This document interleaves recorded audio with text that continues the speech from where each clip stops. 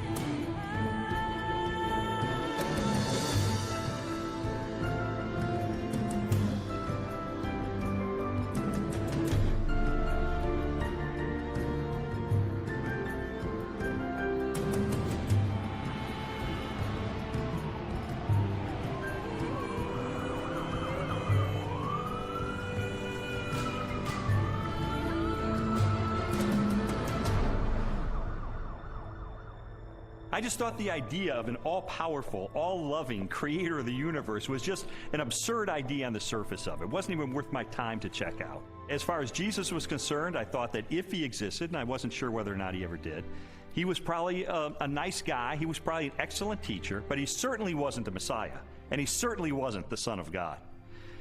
Now, my wife was more in spiritual neutral. She was more of an agnostic, whereas I was more antagonistic toward Christians. I just didn't know where all the pieces fit together. I didn't know who Jesus was or how he fit into the picture. Lee was antagonistic towards God. I was simply confused. There really was no room for God in my relationship with Leslie when we were dating and when we got married, but you know what? We were happy. We didn't have any problem with that. When I first started going to church, Lee responded very negatively. He basically told me that this is not what he had signed up for, that when we had gotten married, he had life planned in a way that did not involve church. My biggest fear with Leslie was that she was going to turn into some religious prude or something, and I thought nothing good can possibly come out of this. But even though I had all these negative ideas of things that were going to happen, in the ensuing months I began to see positive changes in her character and in her values and the way she related to me and the children. And it was winsome and it was attractive. And so when she invited me to go to church with her on January the 20th of 1980, I thought, you know what, I'm going to go. Get her out of this cult, you know, that she's gotten involved in. He did go in with his reporter's notebook so he could take notes and try to find the scandal. Well, the pastor gave a talk that day called Basic Christianity, and he just systematically laid out what it is that Christians believe. And my mind was blown because I had all these misconceptions, and he really did straighten me out on a lot of things. And I remember walking out that day saying two things. First of all, I was still an atheist. He didn't convince me that day that God exists. But secondly, I realized if this is true, this has huge implications for my life.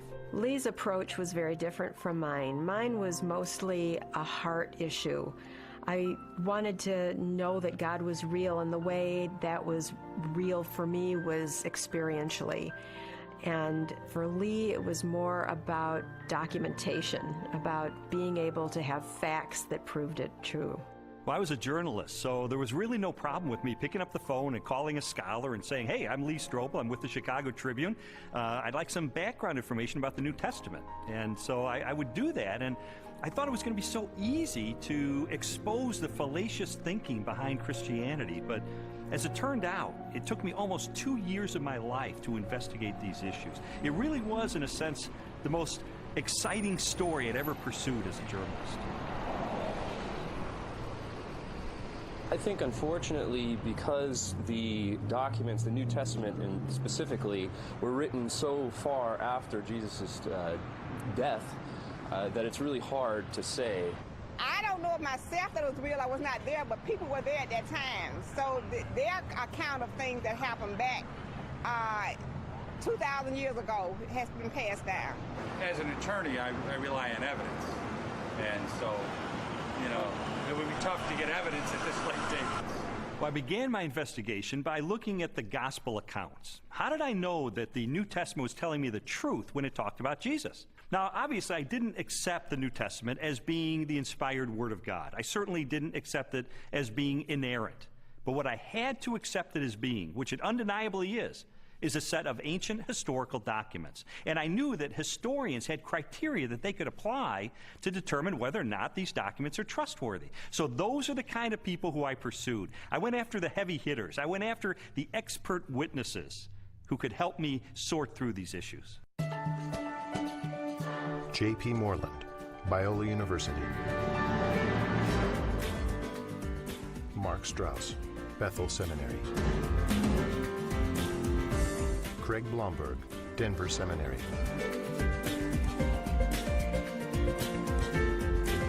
Craig Evans, Acadia Divinity College.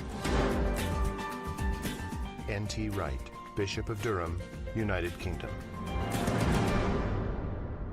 Over the last 250 years, it's been common coin in Western culture that, oh, you can't believe what's said in the Gospels. You know, it's even made into musicals. The things that you're liable to read in the Bible, they ain't necessarily so.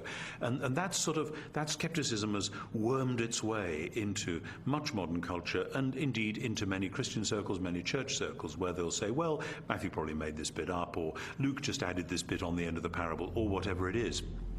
I and others have spent some of the best years of our lives researching what was actually going on in Palestine in the first third of the 1st century AD, and trying to get inside the minds of first century Jews, first century Romans, different Jewish parties and movements, etc., etc. And the more that I have tried to do that, the more I've found that what you find in Matthew, Mark, Luke, and John comes up in 3 dimensions and says, my goodness, this actually belongs. It makes sense. It fits. It gives us very vivid portraits of who these people were and what they were doing. The New Testament Gospels are biographies of Jesus. While the authors do not identify themselves in the text, from very early in the Christian era, the Gospels have been attributed to Matthew, a disciple or follower of Jesus; Mark, a colleague of Peter, also a disciple; Luke, a historian and confidant of the Apostle Paul; and John, a disciple of Jesus. Both Matthew and John were among the 12, Jesus' closest followers, and constant companions throughout his ministry.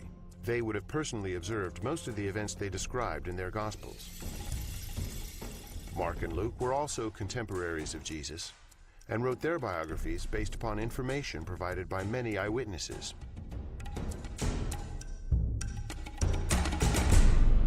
I knew from my years as a legal journalist the importance of eyewitness testimony. In fact, the first question that anybody asks is, how many eyeballs are there? How many eyewitnesses do you actually have? And I needed to determine whether or not contemporary scholars have ascertained whether or not the Gospels are rooted in eyewitness testimony. It's become evident to scholars of the first century that the Gospels were actually attempts to write biographies of Jesus. Now, not in the modern sense, because the Gospels are not particularly interested in his early years. But when it comes to Jesus' adult life and his activities, these are biographies. They're very clearly attempts by eyewitnesses to describe exactly what Jesus said and did, and the consensus of New Testament scholarship has moved in that direction. Many have undertaken to draw up an account of the things that have been fulfilled among us, just as they were handed down to us by those who from the first were eyewitnesses and servants of the Word. Luke chapter 1, verses 1 and 2. Luke's Gospel begins with a prologue. It's actually one of the finest Greek sections in the whole New Testament. Luke was clearly a literary artist. But in that prologue, he points out that he has carefully investigated the material that he presents in the Gospels, that he's checked with eyewitness accounts, those who are actually present. If you read that prologue and you see this is the work of a historian, this was someone who has done his research. Therefore, since I myself have carefully investigated everything from the beginning, it seemed good also to me to write an orderly account for you, most excellent Theophilus, so that you may know the certainty of the things you have been taught. Luke chapter 1, verses 3 and 4. You have to understand that people in the first century valued eyewitness testimony.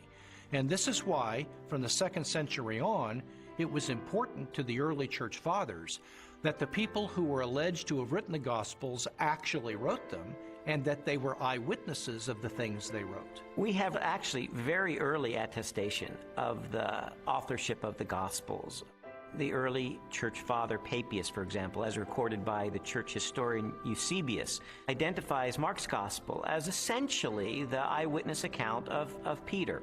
Well, Papias was a disciple of the Apostle John, so we are only one generation removed from Jesus himself. That's a pretty close testimony, and strongly suggesting that, in fact, the Gospels are based on eyewitness accounts. Now, of course, it's not what you would have seen if you had a video camera there, because, after all, if you put a video camera on a street corner, even in Washington, you'd get politicians coming to and fro. You wouldn't actually have a story that would make sense. You'd have a string of random, unsorted events. That doesn't mean that none of it happened, that it's all made up. It's just to acknowledge what is blindingly obvious, that it has been edited and no doubt shaped by the needs of the community, because people tell the sort of stories that they want to tell, because this matters to us urgently here and now.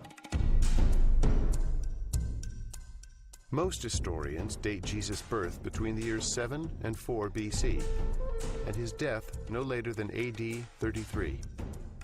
Jesus' public ministry began with the choosing of his disciples and lasted approximately 3 years, culminating in the Passion Week and his trial and death.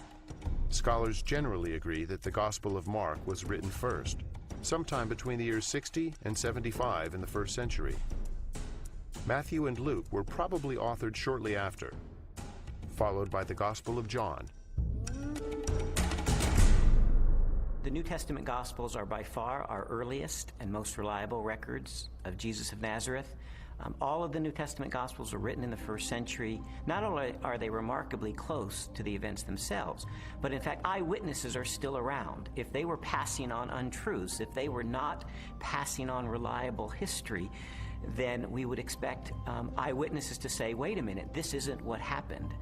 But eyewitnesses are around. Eyewitnesses could confirm what they said. All of the gospel writers either were eyewitnesses or interviewed eyewitnesses to gain the information that they gained about Jesus Christ. As I scrutinized the gospel accounts even further, I realized that it was important to find out not just whether or not the information was rooted in direct and indirect eyewitness testimony, but I needed to know, was this information reliably preserved during the time period before it was finally written down? We have to put ourselves into the ancient world without modern media, without even a print-based culture in which the only and the standard way of preserving information was through oral tradition, most of which was memorized. Young rabbis were often forbidden to comment on a passage of Scripture until they had memorized it perfectly. In fact, it was not uncommon for rabbis of Jesus' time to commit the entire Torah to memory. I've sometimes heard people say, look, I've been in a situation where I whisper something to someone, they whisper it to someone else, and it goes through 10 or 11 people, and by the time the last person tells what was said, it's totally different from what I told the first person. And we can't trust the Gospels for the same reason, because it was transmitted over a long period of time. That illustration is really a bad analogy, and you have to understand that the 1st century apostles who passed on information about Jesus were deeply concerned to get this information correct, because they saw it as sacred holy tradition. It wasn't about what Joe was eating for dinner last Wednesday night. In our day of instant media and everything has to be on film or tape recorded, we are more skeptical of oral tradition, but we don't really understand the nature of oral tradition. Oral tradition is a community event. A story is passed down by individuals within that community. Well, if they get it wrong, you've got an entire community that's going to correct them. So it is self-correcting all the way. These stories were passed on reliably because they were passed on by the community of disciples. In fact, we now have scholarly studies that have been done of oral cultures, and we know that through several generations, Oral tradition can be preserved and passed on without changing a thing.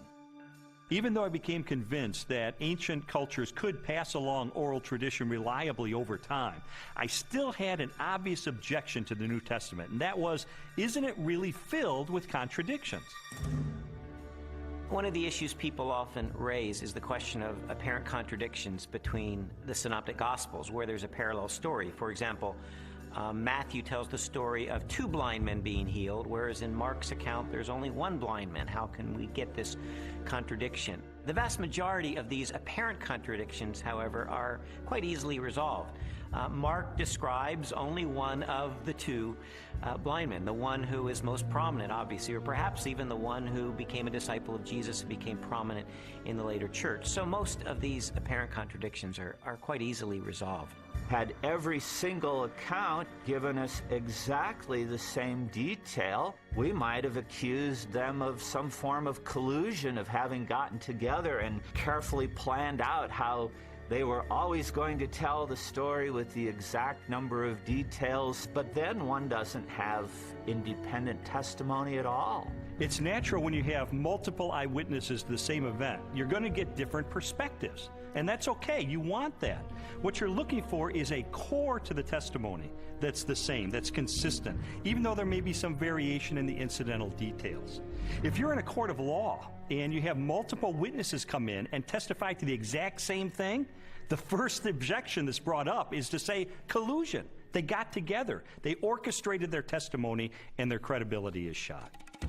The earliest known copies of the Gospels were written on sheets of papyrus and scrolls made of animal skins. They are among the oldest existing manuscripts of antiquity. The Codex Sinaiticus was authored between AD 330 and 350. It contains almost all of the New Testament and a significant portion of the Old, while the Codex Vaticanus from the same era is a nearly complete Greek copy of the entire Bible. A papyrus fragment from the 18th chapter of John dates to AD 125, less than a single generation after the Gospel was originally written. When I found out that we have no original survivors of the manuscripts of the New Testament, I became very skeptical. Because if all we have are copies of copies of copies of copies of copies, then how do we know that what we possess today bears any resemblance to what the original said? We have better manuscript attestation for the New Testament than any other ancient document. For example, the Bible of the Greeks, Homer's Iliad, is preserved in maybe 600 manuscripts, the oldest of them 1,000 years after the document was actually written. The New Testament, we have something like 5,000 Greek manuscripts. So everyone agrees, whether liberal or conservative, that we have an incredibly reliable New Testament. We have thousands of manuscripts of the New Testament. We also have virtually the entire New Testament preserved in the quotations of the Church Fathers in the first 4 centuries, so that if we had no copies of the New Testament, we could reconstruct the New Testament from quotations from the early Church Fathers.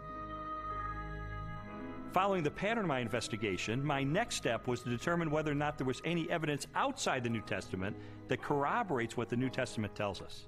Jesus, of course, wasn't the emperor of the Roman Empire. He wasn't some autocrat that had conquered half of the world, but he did leave an impact in his own environment and created a movement that grew from there. And there is a remarkable amount of documents and corroboration. Josephus refers to him.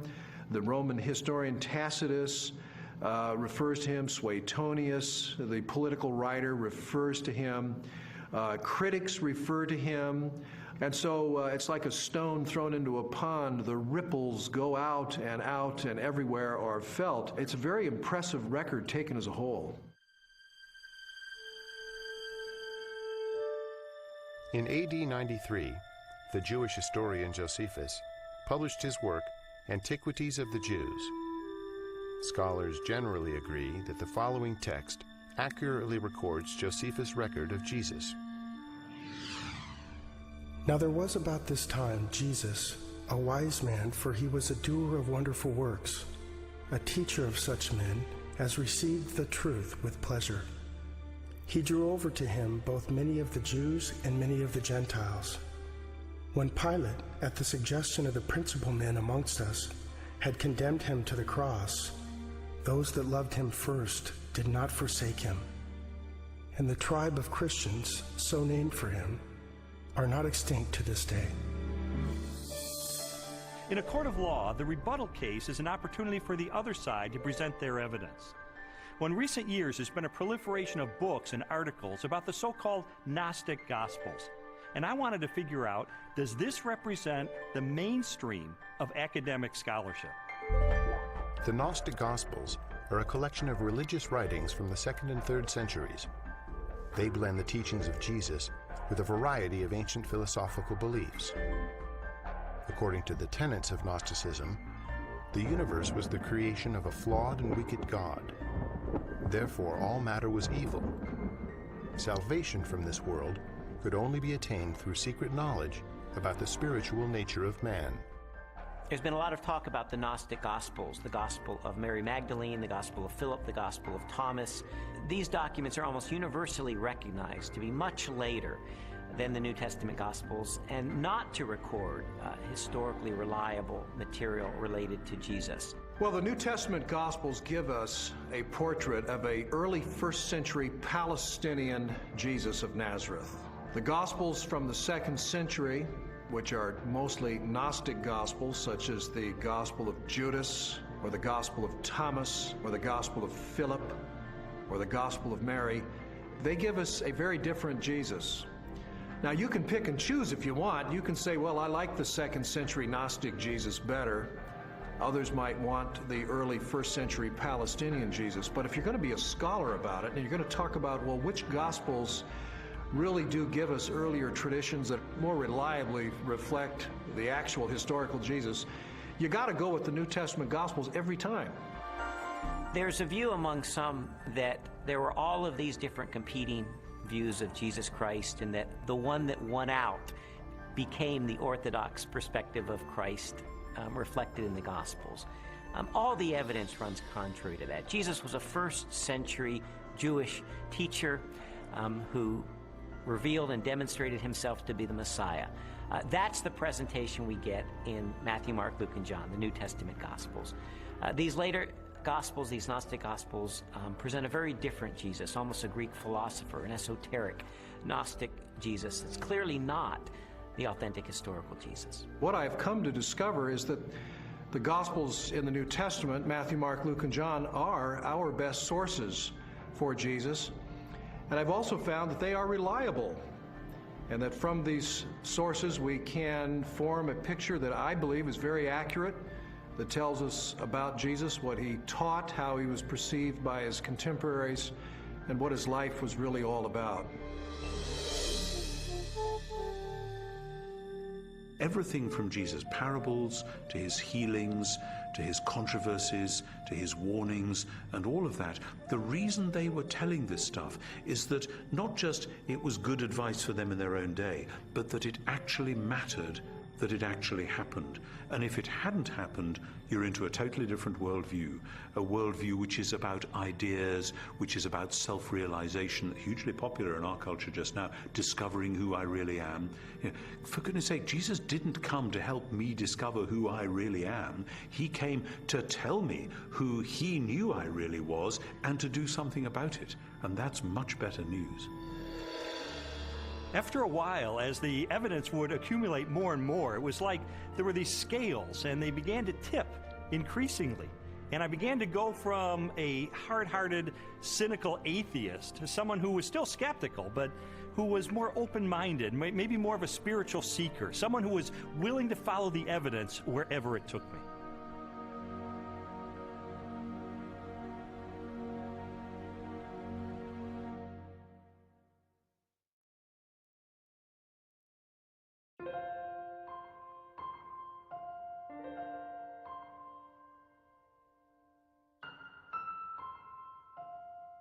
This whole time I was on this investigative journey, Leslie and her friends behind the scenes were praying because they knew that I was checking in the evidence. I was looking into these issues for myself, and they just wanted me to be open-minded about the evidence that I found.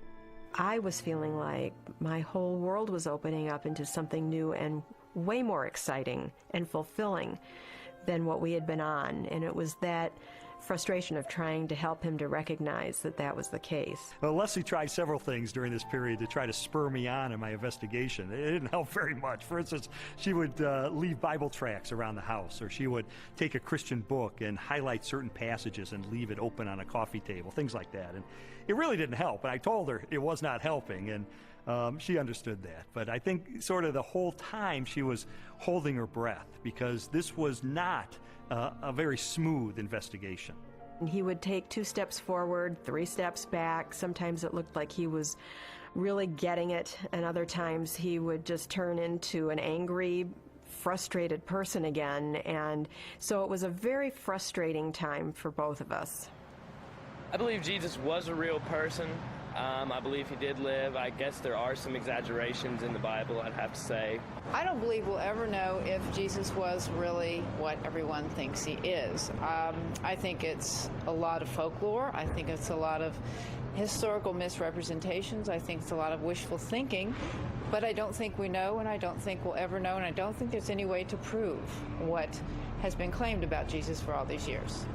The biographies of Jesus in the New Testament gave me a lot of information about him. But Christians were saying that he is the Son of God. That's a huge step to take to believe that. And so I sought out more scholars so I could pose to them this question: who was Jesus?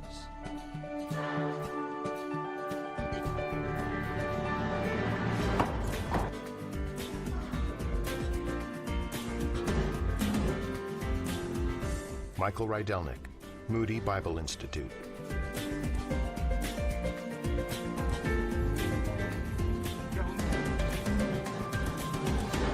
Ben Witherington, Asbury Seminary.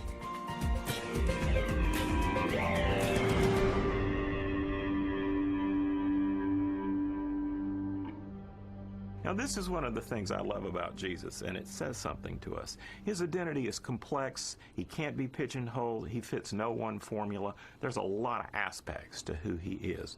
But always, he presents himself as a challenge to the status quo, to preconditioned thinking about what Son of God, what Messiah must be.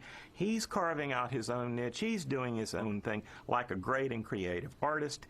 He is not simply replicating anything from the past. He is taking bits and pieces of prophecies and ideas and wisdom literature and law and you name it, and he's made a whole new gumbo. And he's serving it up, and people don't know what to think. He goes in a synagogue and says some of this stuff, and they go, wow, a new teaching, and with authority. Shazam! Amazingly, people say, no one teaches like him because he spoke with his own authority. Our sages, our rabbis, always taught that you have to teach in the name of someone else. Rabbi so-and-so says in the name of Rabbi so-and-so. That's the way rabbis were taught to teach. Yeshua came and said, you've heard it said, but not what my rabbi taught me, but I say unto you. And he would clarify, even overrule in some ways, the Old Testament law. Well, this law was given by God himself, for Jesus to say, I am the authoritative interpreter of the law. I am the one who has come to fulfill the law. That's an extraordinary claim, a claim to essentially the authority of God. The Spirit of the Sovereign Lord is on me, because the Lord has anointed me to preach good news to the poor. He has sent me to bind up the brokenhearted, to proclaim freedom to the captives. Isaiah 61:1. It's interesting because when Yeshua went into the synagogue, that was the passage he read. And he says, this day, this verse is fulfilled in your hearing. And basically he's saying, I'm the servant that's described here. I'm the one who fulfills this. Philip comes to Jesus and asks him to show us the Father, and Jesus says, the one who has seen me has seen the Father. Jesus clearly presents himself as the self-revelation of God. Those who meet Jesus are, in fact, meeting God. When Jesus is brought before Caiaphas, the high priest, and some of the Sanhedrin members that have gathered the evening that Jesus is arrested, they're trying to find incriminating evidence, they're trying to find incriminating testimony, and they're not doing real well. And finally, the high priest asked Jesus directly, tell us plainly, are you the Messiah, the Son of God? And Jesus says, I am. And you will see the Son of Man seated at the right hand, coming with the clouds of heaven. And there Jesus has combined phrases from Daniel 7 and Psalm 110. Jesus sees himself as this heavenly figure. More than 80 times in the New Testament Gospels, Jesus is identified as the Son of Man. While the human connotations of the phrase are obvious, a broader interpretation is found in an Old Testament scripture written by the Jewish prophet Daniel. In my vision at night I looked, and there before me was one like a son of man, coming with the clouds of heaven. He approached the Ancient of Days and was led into his presence. Daniel 7:13. Many Christians and non-Christians hear the phrase Son of Man, they think Son of God refers to his deity and Son of Man refers to his humanity. That's in part true, but in fact Son of Man has a much greater significance than that as well. The title Son of Man, Jesus draws that title from Daniel chapter 7, where a glorious messianic figure comes before the Ancient of Days, a reference to God, and he is given all glory and power and majesty. That portrait of this glorious Messiah is the one that Jesus identifies himself with. He is the Son of Man. So Son of Man doesn't just mean a human being. His dominion is an everlasting dominion that will not pass away, and his kingdom is one that will never be destroyed. Daniel 7:14. Actually, the phrase Son of Man refers to his humanness and his more than humanness. Because no human being can rule forever unless he's a forever person in some kind of way. In addition to the claims that Jesus makes about himself in the New Testament, there are also reports that he performed the miraculous, that he walked on water and healed the sick and turned water into wine and raised the dead and did exorcisms. And so I had to know, is there evidence that these miracles are a result of his divine nature? Jesus' contemporaries, that is, people who liked him, people who were indifferent, neutral, and people who opposed him, all acknowledged he did extraordinary things. Now, of course, the people who liked Jesus and believed in him and followed him said Jesus did these powerful works because of the Spirit of God. People who opposed him would say, well, I admit he does these amazing things, but it's because the devil is helping him. The Talmud actually speaks of some of these things. In some of the passages that deal with Yeshua, it has him as a magician. And why do they describe him as a magician? It's not flattering. There's a historical recognition here that when Yeshua came, he did miracles, just as Isaiah 35 indicates in the Messianic age. When the Messiah comes, he'll be able to make the blind see and the lame walk. The New Testament Gospels record at least 40 separate miracles performed by Jesus during the course of his ministry. They include healings, exorcisms, mastery over nature, and even raising of the dead. Christian theology has always held that these miracles are part of a total picture that displays the attributes of God himself: unlimited power, total knowledge, ever-present, unchanging, eternal. There's no question that the biographies of Jesus describe him as a worker of mighty deeds. But I wanted to know, does this make him any different than the other miracle workers and magicians of the ancient world? Miracle workers that we find occasionally in the first century are magicians. They use incantations, they use spells, they try to coerce gods or divine figures to work on their behalf. That's very different than Jesus' miracles. Jesus' miracles were to demonstrate the power of the kingdom of God. When he healed the sick, he pointed back to Isaiah's prophecies that when God's kingdom would come, when God's salvation would come, the lame would walk, the blind would see. This was the demonstration that God's kingdom was arriving. He's an exorcist. You don't find any of those in the Old Testament. People were not looking for messianic exorcists. He carves out his own niche. He reveals his identity in his own way. It becomes clear that he is somebody who can take on the powers of darkness himself and win. What kind of person is that? And he doesn't have to use recipes and formulas like other ancient exorcists. He can just call the demon by name and that boy's out of there. One of the most astonishing things that Jesus did was when he claimed to forgive sins. In Mark's Gospel, chapter 2, a man is brought to him, a paralyzed man, and the crowds around him are expecting Jesus to heal him. But instead, the first thing Jesus said is, your sins are forgiven. Only God forgives sins. Now, some might say, well, Jesus may have been forgiving sins on behalf of God. But in fact, that's not the way his listeners understood him, because immediately the religious leaders responded to that. Who is this that forgives sins? Only God forgives sins, they claim. But Jesus claims the ability to forgive sins. And then to confirm that he has that authority, he then heals the man. And so a very obvious question arises. That is Jesus the Messiah, the Christ, the Anointed One, the one sent by God to be the Savior of Israel and the world? Christians told me that there are dozens and dozens of ancient prophecies contained in the Old Testament of the Bible, and that they predict the coming of this Messiah, and that Jesus, against all mathematical odds, fulfilled those prophecies. And I thought, this is a little bit like the fingerprint evidence you see in a court of law.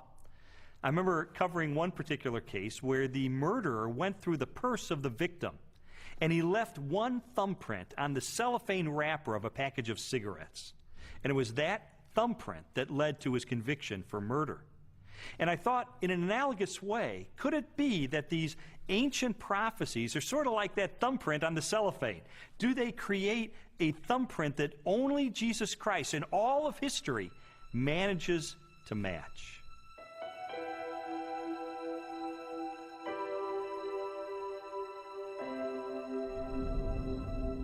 This is Yeshayahu 53:6, or Isaiah 53:6. Kulanu katson ta'inu, ish ladarko paninu, vadonai hifnia bo, et avon kulanu. All of us, like sheep, have gone astray. Each of us has turned to his own way. But the Lord has laid upon him the iniquity of us all. I had a friend who wrote this out on a piece of paper. He typed it up on his computer without any verse notations. And he took it around to everyone in his office. He worked in a big office for a motor vehicle bureau in one of the big states in our country. And he showed it to everyone in the motor vehicle bureau and in the state capitol. And he said, just tell me who this is and where it comes from. And every single person that looked at it, Jew or Gentile alike, it didn't matter. Everyone that looked at it read it, and he said, who is this? They said, well, it's obviously Jesus of Nazareth. That's who it is. And it's from the New Testament. And then my friend would say, but no, it's not from the New Testament. It's from the Hebrew Bible. It was written 8 centuries before Jesus came. Can you believe this? And he showed it to them from Isaiah. And people really had a hard time, because if you read this passage without any kind of presuppositions or bias, you will read it, and it will be really clear that this is the life of Yeshua. Now, could he have fabricated this, or is this just a big coincidence? In the Old Testament, we really have two kinds of prophecies. We have prophecies that are fulfilled uniquely in Christ, and prophecies that are fulfilled typologically in Christ. And I do think we need to distinguish between the two. Those that are fulfilled uniquely in Christ were once and for all fulfilled by Jesus. And those are the ones that we can really point to have apologetic value. That is, to demonstrate that Jesus was the only person who could have possibly fulfilled this. His birth in Bethlehem is one of those prophecies. His role as the suffering servant of Isaiah 53 is one of those prophecies. His entrance into Jerusalem on a donkey from Zechariah chapter 9. These are clear evidence that Jesus is fulfilling the Old Testament. The most amazing part of Isaiah's prophecies is in Isaiah 9, when it speaks about the son of David coming to be the king, to sit on the throne of David and have an eternal righteous kingdom. And everyone knows it from Handel's Messiah. Unto us a son is born, unto us a child is given. And the idea of this verse is that the Messiah will actually be born, physically born. And then it says, and his name shall be called Wonderful Counselor, Mighty God, Father of Eternity. In other words, he's the creator, the author of time. Some skeptics have said that Jesus could have engineered the fulfillment of these prophecies. Of course, Jesus could not have determined where he was going to be born, so to be born in Bethlehem, obviously he could not have engineered that. Also, as the suffering servant, it would have been difficult for him to engineer such a specific fulfillment of Isaiah 53. But on the other hand, the fact that Jesus performed certain actions that in fact fulfilled prophecies only demonstrates that he was indeed the Messiah. Anyone who enters Jerusalem riding on a donkey, in obvious fulfillment of Zechariah 9:9, is saying, yes, I am the Messiah. So we certainly have a glimpse in that fulfilled prophecy of the self-consciousness of Jesus, that he truly believed that he was the Messiah. Scholars have determined that Jesus fulfilled at least 4 dozen major prophecies, each written a minimum of 3 centuries before his birth. Their content ranged from specific details about his life to the symbolic implications of his death. Psalm 22 gives a poetic picture by David, written in the first person, of what the Messiah will be like in his suffering. And one of the things he says is that they will pierce my hands and my feet. Now, David wrote before crucifixion was known, probably by about 300 years. So Isaiah 53 says he was pierced through. It gives us the reason for his death. He was pierced through for our iniquities. So there's a purpose. He dies not just because he's a martyr, but because he's a substitution for sin.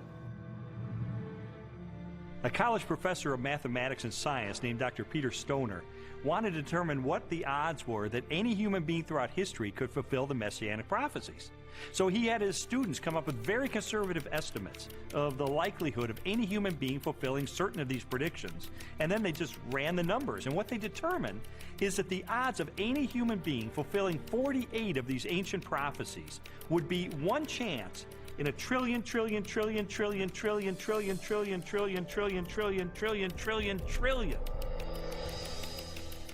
It is mathematically virtually impossible.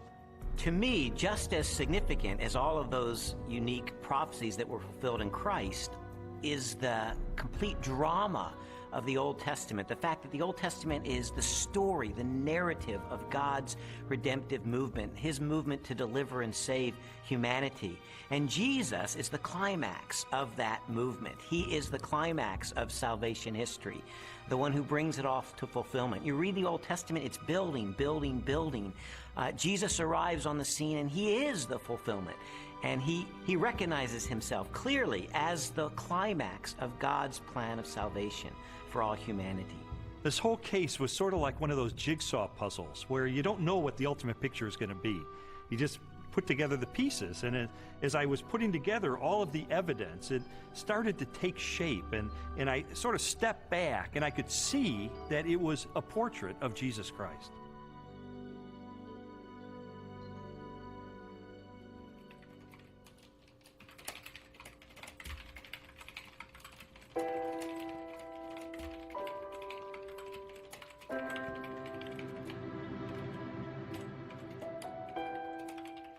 This was not just an intellectual journey. There was a very real emotional component to this, because I would find things along the way that would challenge me and my worldview on a very deep level. And I would recoil from it, and I wouldn't want to believe it. And I mean, there were so many reasons why I didn't want there to be a God, because I did not want to be held accountable for my life. I didn't know at the time why Lee was so angry. I thought it was just being stubborn. He says, after coming through it, that it was conviction. It seemed that the more Leslie's values were changing and her character was being transformed and the way she related to me and the children was changing, it would highlight the contrast with my life. I was feeling fearful and angry as well that he was being affected by it in the way that he was. I mean, the truth is, I felt like I was losing Leslie. She was being pulled away from me into this Christian subculture. I didn't fit in there. I'm the atheist. I'm the skeptic. And yet I felt like she was being pulled away, and I loved her. I didn't want to lose her. And it got to the point where I was so angry over the whole thing. One day I just reared back and I kicked a hole in our living room wall, just out of rage over the situation. It was a very ugly scene right in front of Leslie, right in front of our little girl. They were crying, and I didn't want to lose her.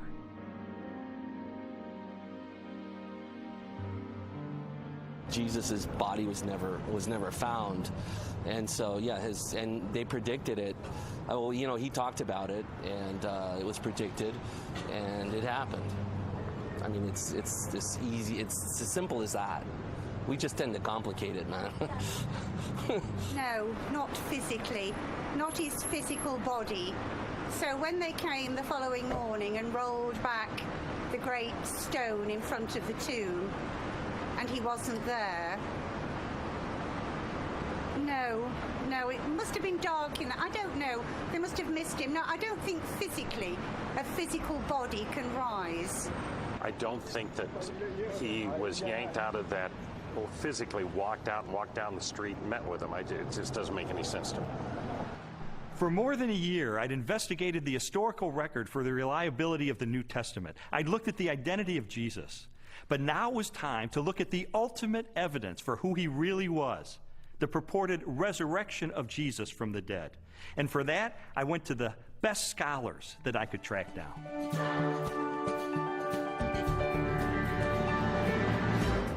William Lane Craig, Biola University. Gary Habermas, Liberty University.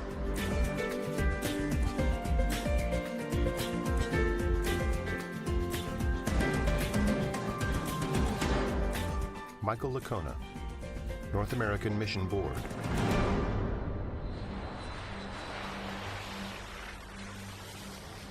You see, while Jesus was on earth, he made some really radical claims. He claimed to be the uniquely divine servant of God, and he claimed that the only way that we could get to God would be through him. Now, I submit to you that if one of your professors made some claims like that, you would think that he or she was a few French fries short of a Happy Meal.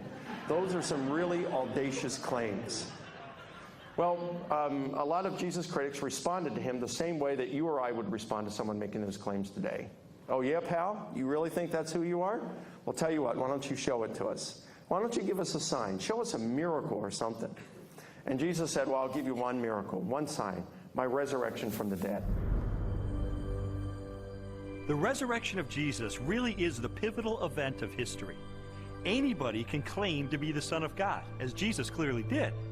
The question is, can you back it up? What evidence is there to support your claim? What credentials do you have? And if Jesus really did return from the dead, that's excellent evidence that he is who he claimed to be, the one and only Son of God. To weigh the validity of Jesus' resurrection, we must first consider his death. Many skeptics have proposed that Jesus merely fainted on the cross, or was drugged, and later escaped as part of a conspiracy. By contrast, the four gospel narratives collectively describe the events of his public beating, death by crucifixion, and burial. Pilate had Jesus flogged and handed him over to be crucified. Mark 15:15. Chances of surviving crucifixion were extremely bleak. Crucifixion and the tortures that normally preceded it was the worst way to die in antiquity. A person was scourged to the point usually that their intestines, arteries, and veins were laid bare. And then after that, a person was dragged out where they were impaled to a cross or a tree and then left hanging there in excruciating pain. In fact, the word excruciating comes from the Latin, out of the cross. Jesus was being tried and executed as a rebel leader. Now, in the Roman army, if you were responsible for looking after one prisoner of war, even if he was a rather insignificant prisoner of war, if you let him get away, your life would be forfeit in place of his, and life was very cheap.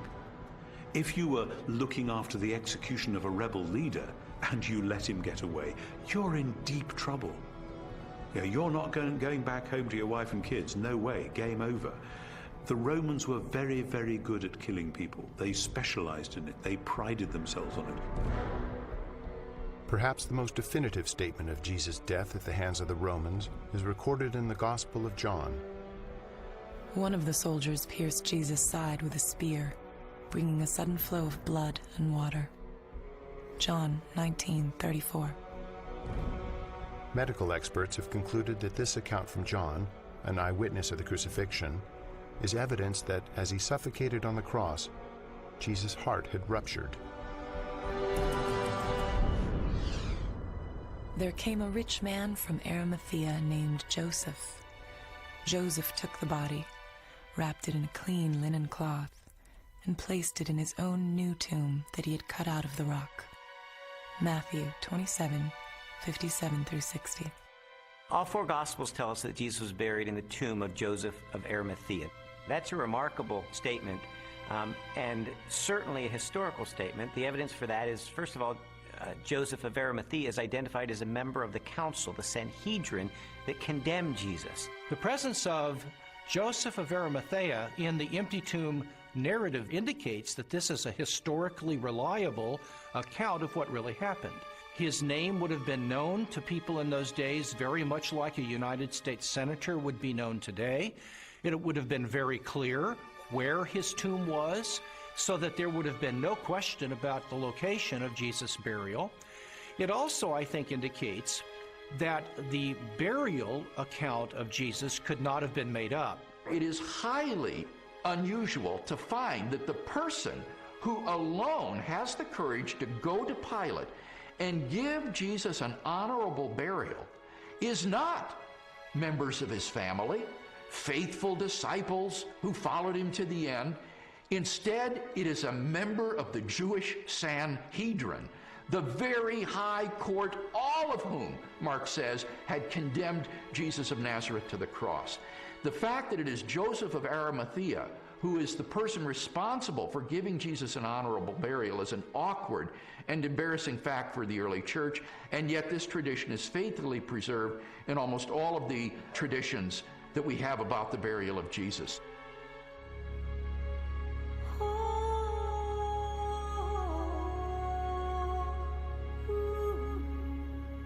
If Jesus really was killed by the Romans, if his body really was buried in the tomb of Joseph of Arimathea, then the next focus of my investigation became obvious.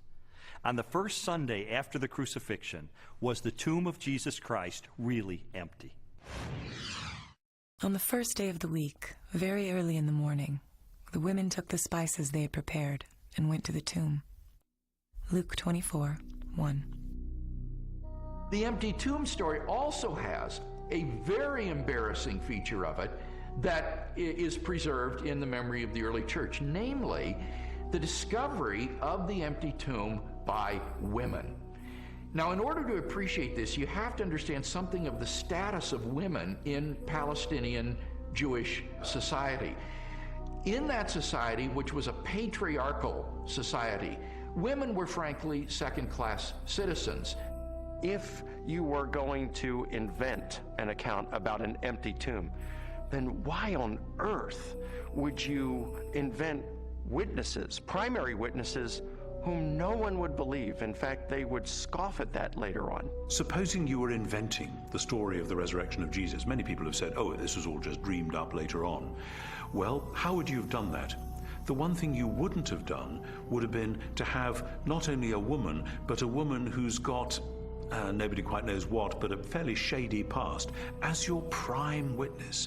And yet there she is, Mary Magdalene, in Matthew, Mark, Luke, and particularly in John. And already by the middle of the 2nd century, the pagans are sneering, oh, this is just based on the testimony of hysterical women, you can't believe that.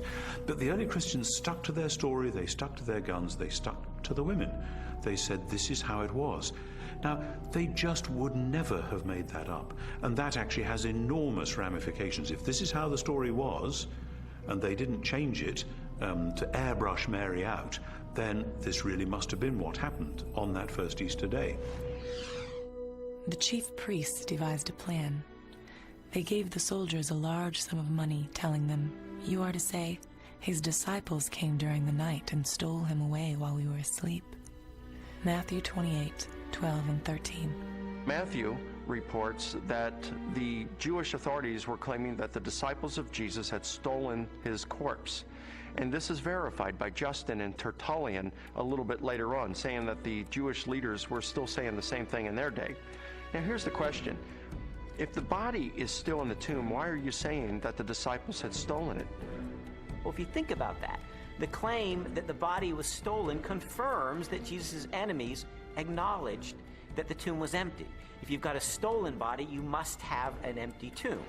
If the tomb was not empty, Jesus' opponents would surely have gone and got the body and shown it as soon as the disciples began proclaiming the resurrection. I found the evidence for the empty tomb very convincing, but you know what? That didn't tell me what happened to Jesus. Is it true that hundreds of people really saw him alive after the crucifixion? My research took me to a letter that the Apostle Paul wrote to the church at Corinth, and it contains the earliest passage of all about what happened to the resurrected Jesus. He was raised on the third day. He appeared to Peter and then to the 12. After that, he appeared to more than 500 of the brothers at the same time. Then he appeared to James, then to all of the apostles. And last of all, he appeared to me. 1 Corinthians 15, 4-8. Paul, who is a first-generation Christian, having met and seen the resurrected Jesus, describes resurrection appearances to Peter, to the apostles, to James, and finally to himself. And he also mentions 500 people who saw Jesus alive.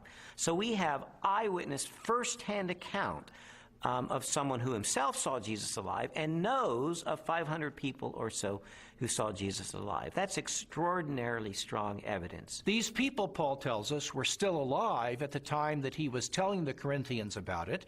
And his implication is we have hundreds of people who actually saw Jesus risen from the dead.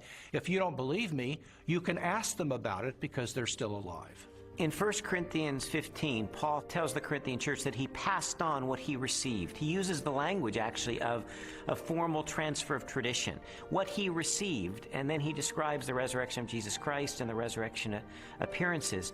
This confirms for us that the accounts of the resurrection were creedal tradition that were passed on to Paul. So if 1 Corinthians was written in the early to mid-50s of the first century, these traditions were much earlier than that, going back to the period of Paul's conversion in the 30s. So that pushes the accounts of the resurrection to a very, very early date. Paul seems to think that the best argument for this text is that he received it from trustworthy persons. I gave you what I was given. The answer's right. I went to the right people. And critics believe that Paul got this material. Generally, they say he received it in Jerusalem about 35 AD. First of all, he's early. He's writing within 20 to 35 years of the purported event itself, because he's quoting from a creed, an oral formula, tradition that predates the writing of the New Testament, for which most scholars date to between 3 to 5 years of the crucifixion itself. 1 Corinthians 15, 3-7 provides evidence that belief in the resurrection was already present among Jews within 2 to 3 years after Jesus was killed. That means that the resurrection stories aren't something that evolved over 30, 40, 50 years after the crucifixion of Jesus.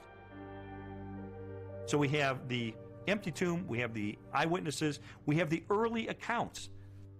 The question is, are there any other additional facts, circumstantial evidence, to support the resurrection? While the Apostle Paul described hundreds of eyewitnesses to the resurrected Jesus, the full impact of the event is perhaps best measured by the subsequent growth of the early Christian church in the face of intense persecution.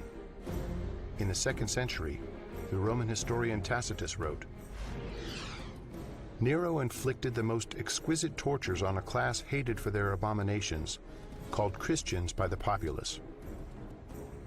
Christus, from whom the name had its origin, suffered the extreme penalty at the hands of one of our procurators, Pontius Pilate, and a most mischievous superstition, thus checked for the moment, again broke out not only in Judea, but even in Rome."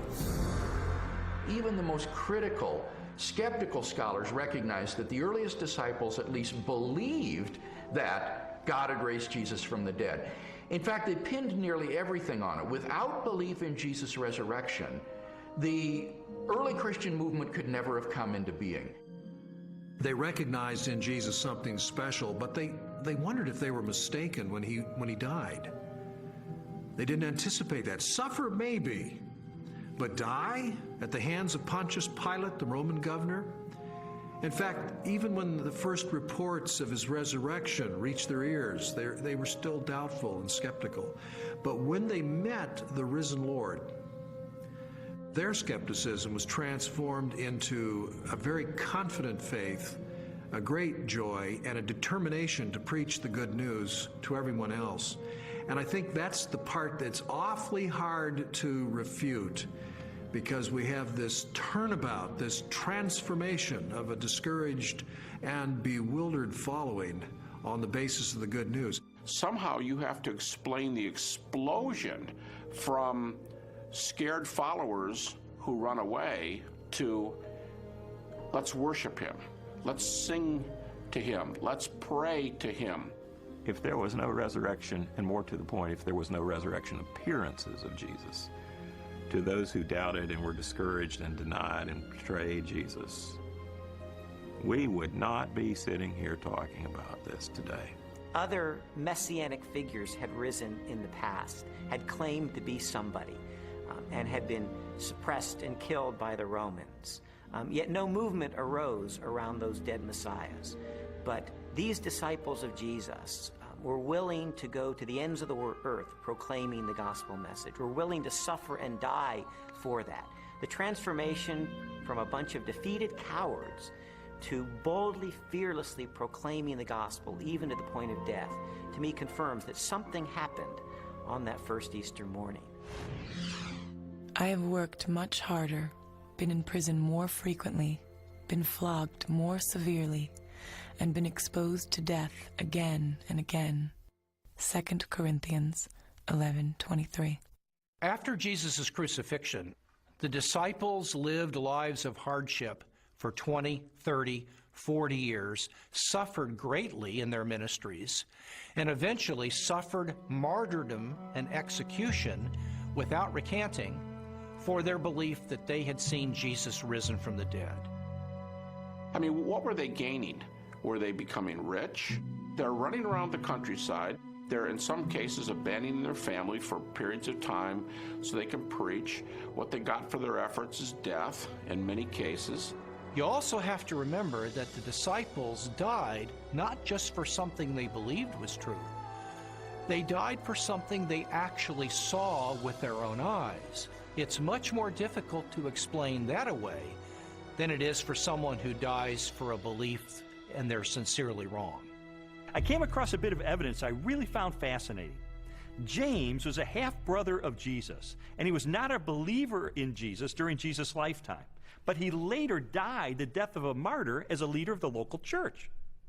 In a similar way, Saul of Tarsus was a persecutor of Christians, and yet he later becomes the Apostle Paul, this incredible missionary. So I had to ask myself, what led to this radical transformation of these skeptics? Sometimes people will come to believe something they wish to be true. If you believe hard enough that a person is loving and kind, you can talk yourself into believing that, even though the person is not loving and kind. It's very, very difficult, however, to explain people coming to believe something that they're actually standing against. Now, in the case of James and Paul, they did not believe in Jesus before his crucifixion. In fact, they thought he was deranged, and they did not accept what he said and what he taught. James, the brother of Jesus, is a skeptic who doesn't come to Jesus until he meets the risen Lord. Critics allow that. Paul's a persecutor till he meets the risen Jesus. That's not the kind of testimony of someone who all gets together and say, hey, let's just cook this thing up. One of the certainties, it seems to me, related to the testimony of the apostles is that they truly believed that Jesus was who he claimed he was, and they truly believed that he had risen from the dead, because they were willing to die for that. Very few people are willing to die for something they don't really believe in, or something even worse that they know to be a lie. When Jesus was executed, his disciples were rightly afraid. They scattered. They were fearful for their own life. Their hopes had been dashed because they had believed Jesus was the promised one who was going to usher a new day in for Israel. Turned out he wasn't, because he was murdered by crucifixion under the authority of the Roman Empire. And yet, shortly thereafter, we find them taking a stand in Jerusalem, proclaiming that Jesus was the Messiah, the very Son of God. How do we explain that? How do we explain the fact that they were even willing to propagate this the rest of their lives and go to martyrs' deaths for their belief? The only rational explanation is that something happened to them between the death of Jesus and 3 days later, and according to their own words, it was that they saw Jesus risen from the dead for themselves. People have often said, and I think it's a perfectly fair position, that, okay, there aren't actually any good alternative hypotheses for how you explain the rise of early Christianity, but because we know as an absolute fact which we're not prepared to let go of, that nobody ever rises from the dead, then there must in fact be some other alternative hypothesis. And I want to say, okay, if you want to make the absoluteness of bodily death the cornerstone of your entire worldview, I actually can't stop you. If you choose to say, no, here I stand, death is the end, and nobody ever comes back from it, and that's just the way it is, well, that's where a lot of people were in the ancient world. It's where a lot of people are in the modern world. I think that that worldview is radically challenged by the strong evidence which points to the resurrection of Jesus, but it's up to somebody what they do with that challenge.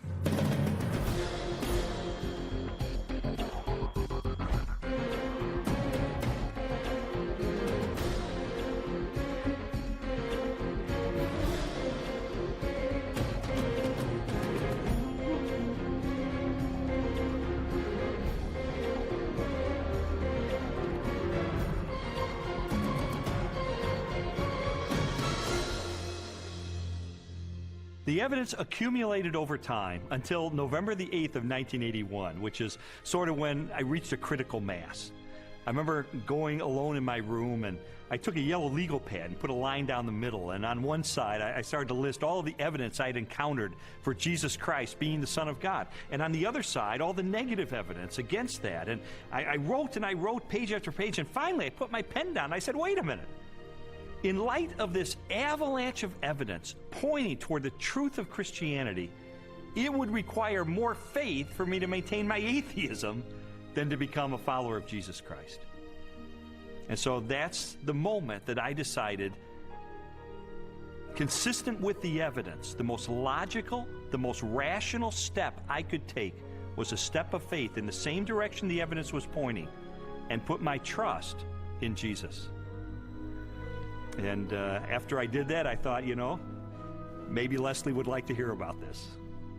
I thought it was too good to be true. My heart was pounding. I was in tears. I was so excited. I just threw my arms around him and kissed him and hugged him and told him how I'd been praying and how lots of people had been praying that this day would come. She threw her arms around me and she said, "You hard-hearted son of a Baptist," she said, "I've been telling you this for 2 years. I mean, come on." And that began a transformational process for me, where over time my philosophy and my attitudes, relationships, parenting, worldview, all of that began to change over time for good, really for good. When Lee became a Christian, his whole life started to change, to the extent that our 5-year-old daughter, who also saw those changes, went to her Sunday school teacher and told her that she wanted Jesus to do in her life what he had done in her daddy's life. Jesus said, "You shall know the truth, and the truth will set you free." And that's my story. It was someone who said, I'm going to investigate this stuff with an open mind, let it take me wherever the evidence will take me. And what I discovered in the end is Jesus made the claim that he is the truth, that everything hinges on his identity. In fact, everything hinges on the resurrection, because anybody can claim to be the Son of God. If Jesus really did return from the dead, then he is who he claimed to be, and that changes everything. But what about your own journey? I'd really encourage you, if you've never done it, to investigate the evidence for yourself, but make 3 resolutions up front. Number 1, make it a front burner issue in your life. Number 2, resolve to have an open mind, to go wherever the evidence takes you, even if it takes you to the very uncomfortable conclusion that Jesus is who he claimed to be. And then finally, resolve that once the evidence is in, you will reach a verdict in the case for Christ.